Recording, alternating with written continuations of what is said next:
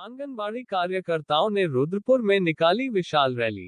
आंगनबाड़ी कार्यकर्ताओं ने आज उधम सिंह नगर जिले से एकत्र होकर सीएनजी पेट्रोल पंप से लेकर जिला अधिकारी कार्यालय तक एक विशाल रैली का आयोजन किया, जिसमें जिले भर से आई हुई आंगनबाड़ी कार्यकर्ताओं ने अपनी मांगों के समर्थन में सरकार के खिलाफ नारेबाजी करते हुए प्रदर्शन किया।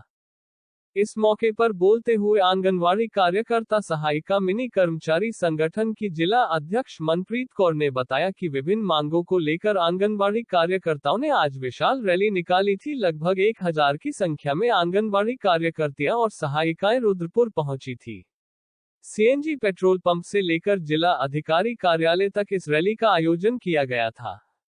जिला अध्यक्ष मनप्रीत कौर ने बताया, आंगनबाड़ी कार्यकर्ती और सहायिकाओं को राज्य और केंद्र सरकार की योजनाओं को धरातल पर उतरने के लिए काम करवाया जाता है, जबकि कोई भी निश्चित मानदेय हम लोगों का नहीं है। 18,000 पर न्यूनतम मजदूरी और अन्य मांगों को लेकर आज हमने यहां पर प्रदर्शन किया था, जिसमें प्रधानमंत्री जी के नाम संबोधित ज्ञापन आज हमने जिला अधिकारी के प्रतिनिधि अमृता शर्मा एसडीएम रुद्रपुर को सौंपा है। इस मौके पर बोलते हुए प्रदेश महामंत्री रंजीता अरोड़ा ने कहा, 4 मुख्य मांगों को लेकर आंगनबाड़ी कार्यकर्ताएं पहुंची थी। आंगनबाड़ी कार्यकर्ताओं में सबसे गरीब तबके की महिलाएं आती हैं और सरकार उनका भी शोषण करने में लगी है।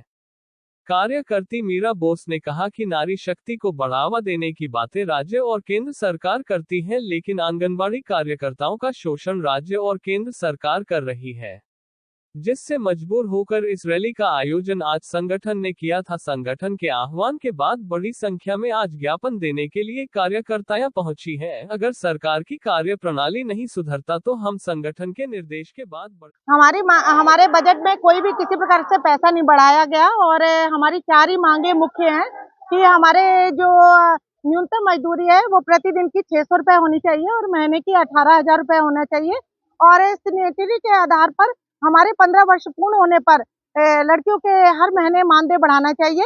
और हमारा दूसरी जो है मांग वो हमारी है कि जो 60 वर्ष पूर्ण हो जाते हैं और रिटायर होने के बाद उन लोगों को 2 लाख का प्रावधान होना चाहिए, जो अपनी बची कुची जिंदगी है वो अच्छे तरीके से व्यतीत कर सके। तीसरी हमारी मांग ये है कि हमारे को आंगनबाड़ियों को गोल्डन कार्ड जारी किया जाए, जिससे वह सरकारी योजनाओं का लाभ ले सके।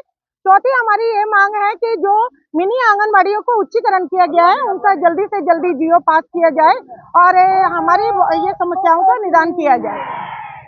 को लेकर जैसे कि अभी तक हमें सरकार द्वारा जो मानदेय दिया रहा है केंद्र से आ गया, तो मात्र 9,300 पे दिया जा रहा है। तो हम चाहते हैं कि कम से कम हमें न्यूनतम मजदूरी 600 प्रतिदिन 18,000 रुपये प्रति माह दिया जाए।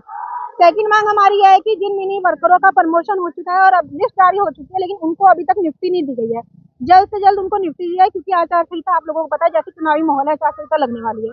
तीसरा हमारा यह है कि हमारी भी आंगनबाड़ी वर्कर हेल्पर बहनों को गोल्डन कार्ड जारी किया जाए।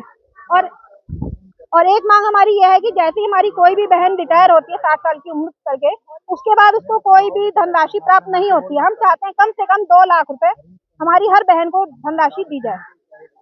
सरकार तो हमें सबसे पहले ये तय करे कि हम हैं क्या, हम केंद्र सरकार के कर्मचारी हैं, हम राज्य सरकार के कर्मचारी हैं या हम प्राइवेट हैं, क्योंकि कोई तय मापदंड नहीं है।